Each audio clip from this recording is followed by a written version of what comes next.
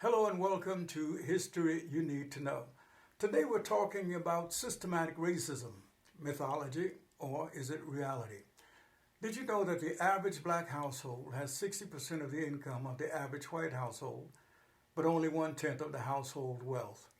Now, household wealth covers the value of property owned minus mortgages, net financial wealth, including cash and savings account, investments, stocks, and things of that nature. But now, why does that matter? It matters because household wealth helps send kids to school. It helps launch small businesses. It stabilizes us during the loss of income and helps families survive catastrophic events like divorce and unemployment. What's amazing about these numbers are that there are lots of extremely wealthy African Americans. You have movie stars, pop stars, 75% of the NBA, 70% of the NFL. You got Oprah, Tyler Perry, and a number of wealthy African Americans. I want you to hear me. And on the other side, you have some extremely poor white families. Think of Appalachia and in other parts of rural America. But even when you factor all of that in, the average black household income still is only 1/10 the wealth of the average white household. The number one source of intergenerational wealth in America is home ownership. But now, how did we get to this point? Well, we have to go back rather in history. The 1930s, well into the 1960s, the federal government enacted policies to actively encourage white families to own homes and discourage black families from doing the same. In 1934, the Federal Housing Administration created a risk rating system to determine which neighborhoods were safe investments for federally backed loans. Black neighborhoods were deemed too risky, and they were marked off in maps with the red ink, a practice known as redlining. After World War II, there was a boom of new suburban housing that was built all over the country, but much of it was restricted by deed to whites only. From this, we see that there was a system in place based on race, systematic racism. In 1948, 40% of new housing developments in Minneapolis, Minnesota, for example, had covenants prohibiting the purchase by African Americans. So blacks couldn't live in white neighborhoods and couldn't get loans for black neighborhoods. The FHA funded huge white-only suburban housing developments, leaving blacks behind in inner cities. After World War II, the GI Bill provided subsidized mortgages to help millions of men returning from war, help them buy their first home. Now, while technically eligible for the GI Bill, the way it was administered left 1 million black veterans largely out in the cold. In New York and New Jersey, the GI Bill insured more than 67,000 new mortgages, but fewer than 100 of those went for homes purchased by African Americans. Now, I have to interject something here. It might have been easy for some blacks who did get the loans to feel the fact that they got a loan proves that any black person could get a loan and buy a house. After all, if they did it and they were black, then surely other blacks can do the same thing. But listen, to think like that is to fail to understand that there was a ceiling established that greatly limited the majority of these loans being given to African Americans. And the ones who got the loan were simply the ones who fell under that ceiling, and it was a very low ceiling. But every person above the ceiling was denied, regardless of economy, regardless of credit, they were denied. In 1947, there were 3,200 mortgages in Mississippi guaranteed by the government for returning veterans. Of that 3,200, only 2 went to black veterans. You heard me right, 2. 2 veterans, not 2%, but 2. Why? Why did this happen? Because there was a system in place based on race, systematic racism. As a result, white families after the war were able to build home equity, growing wealth for retirement, inheritance, and college education for their children. One historian has stated that there was no greater instrument for widening the already huge racial gap in post-war America than the GI Bill. So there was systematic racism in how loans were given or withheld. And then came the war on drugs. Inner city blacks were extremely vulnerable, very vulnerable economically. The overwhelming majority of African Americans in 1970 lacked college degrees and had grown up in fully segregated schools.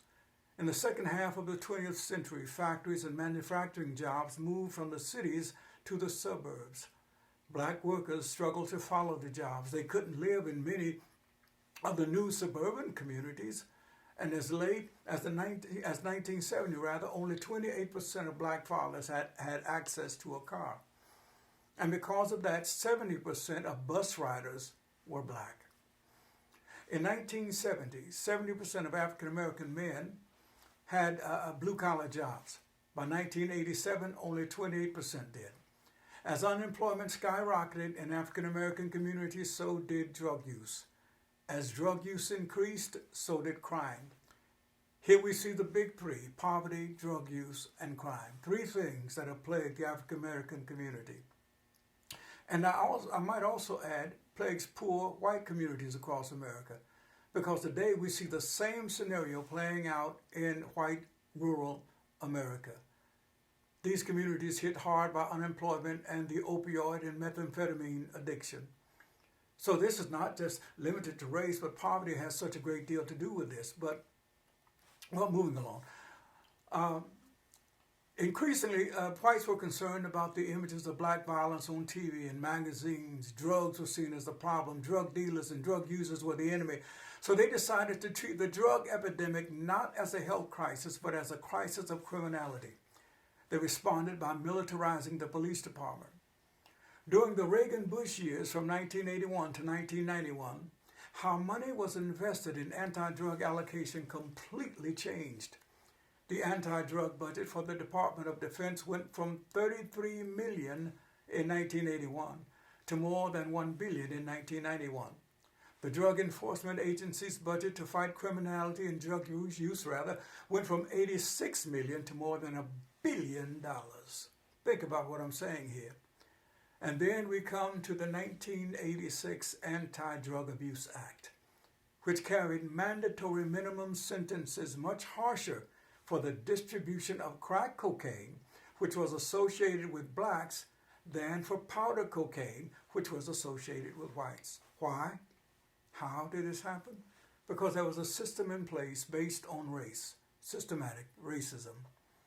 There were mandated evictions from public housing for any tenant who permitted drug-related criminality to occur on or near their premises. Now, it eliminated many benefits, including student loans, for anyone convicted of a drug crime. The 1988 revision, set a 5-year minimum sentence for possessing any amount of crack cocaine, even if there was no intent to distribute. During the Clinton presidency, the funding for public housing was cut by $1.7 billion. At the same time, funding for prisons increased by $19 billion. The number of Americans imprisoned for drug crimes exploded in the 1980s. There were 4,100,000 Americans in prison for drug crimes in the 80s. Today, there are more than 500,000, more than the entire 1980 prison population. Most arrests for possession in 2005, out of those, 80% of the arrests were for possessing drugs, not selling. As I said earlier, there was a militarization of our police forces. Between 1997 and 1999, the Pentagon handled 3.4 million orders for military equipment for more than 11,000 police agencies, including 253 aircraft, Black Hawk helicopters, 7,800 M16s, 181 grenade launchers, 8,000 bulletproof helmets, 1,200 night vision goggles. There was also a change in policing tactics. A no-knock entry is when SWAT team literally breaks down your door, smashes through the windows. In Minneapolis, Minnesota, in 1986, SWAT teams performed no-knock entries 35 times. 10 years later, in 1996, they performed no-knock entries 700 times. 2 every day, primarily in African American communities. Why did they do this? There were financial incentives for arresting more people. I want you to hear me. Research suggests that the huge surge in arrests from increased drug enforcement was due more to budget incentives than to actual increases in drug use. So what was the result? It was an explosion of our prison population. In 25 years, the U.S. prison population went from 350,000 to over 2.3 million. The United States now has the highest rate of incarceration in the world. We imprison a higher percentage of our black population than South Africa ever did during apartheid. Data shows that the increased prison population was driven primarily by changes in sentencing policy. There was no visual connection between higher incarceration rates and higher violent crime rates. If you are a drug felon, you are barred from public housing, you are ineligible for food stamps, in many cases you can't vote, you're forced to check the box on your application marking yourself as a convicted felon, and once you do that, you're less likely to receive a call back because people don't want a convicted felon working for them. Are you hearing me? Now, that impacted your job possibilities by more than 50%. The negative impact of criminal records for an African-American job application is twice as large as for a white applicant. There was a system in place based on race, systematic racism. In 2006, 1 in 106 white men was behind bars. For black men, it was 1 in 14. For black men between the ages of 20 and 25, the age where families are built, it was 1 in 9. Overall, African Americans and white Americans use drugs at roughly the same rate. But the imprisonment rate of African Americans for drug charges is almost 6 times that of whites. There was a law in Georgia that permitted prosecutors to seek life imprisonment for a second drug offense. This law was used against 1% of white second-time offenders and 16% of black second-time offenders. As a result, 98% of prisoners serving life sentence under this law were black. There was a system in place based on race, systematic racism. African American youth in the U.S. make up 16% of all youth, but 28% of all juvenile arrests, 35% of youth sent to adult court instead of juvenile court, and 58% of youth admitted to adult state prison.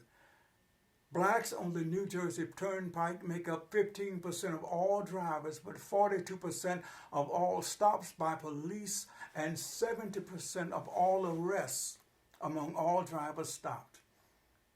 In Volusia County, Florida, 5% of drivers are black or Latino, but 80% of drivers stopped were black or Latino. In Oakland, California, black drivers are twice as likely as white drivers to be stopped and 3 times more likely to be searched. In Minneapolis, Minnesota, Philando Castile had been pulled over 49 times in 13 years, mostly for minor infractions. The 49th time he was pulled over, he was shot by the police officer while sitting inside his car. He'd been pulled over for a broken tail light. Why? There was a system in place based on race, systematic racism. These are the facts. So where are we now? Well, the average black household still has a tenth of the wealth of the average white household. And this didn't happen by accident. It was by policies by design. The majority culture told us where we could live and where we couldn't, and then moved most of the jobs to the place we couldn't live. When the predictable explosion of unemployment and poverty resulted in a predictable increase in drug use and crime, the problem was criminalized, and $19 billion of new jails were built, and grenade launchers were sold to police. As a result, a white boy born in America today has a 1 in 23 chance of going to prison in his lifetime For a black boy, it's 1 in 4. We must admit that some progress has been made. However, comparatively, the progress has been small. Remember, the average black household income is 1% of the household income for white Americans. So what can we do? Remember, the laws worked against us, so we must use the law to help us level the playing field. But how? How? By voting. With your vote, you can influence the people in power who make the policies. This is why voting is so important. Never lose sight of the inherent power that is in your vote. Your vote is so important that multiple millions of dollars are spent trying to get it, trying to get you to vote for certain persons. In the past, there were overt acts at voter suppression. Today, it exists, but it's somewhat more sophisticated, like reducing the number of polling places, restricting early voting and mail-in ballot voting, rigid voter ID requirements, making it so that convicted felons can't vote. This alone prohibits many black men from voting because they were incarcerated under some of the previously mentioned laws. These are just some of those laws. Lastly, I'd like to say that to increase voter turnout among African Americans, we must start with our children. How can we do this? Have the children begin to vote at home. Vote about the dinner menu. Vote about what movie you're going to see. Vote about where you might want to go take vacation. Take them with you when you go vote. Be as creative as possible. Change must begin with our children, because the older they get, the more of a challenge it will be to get them to change. Your vote is your voice.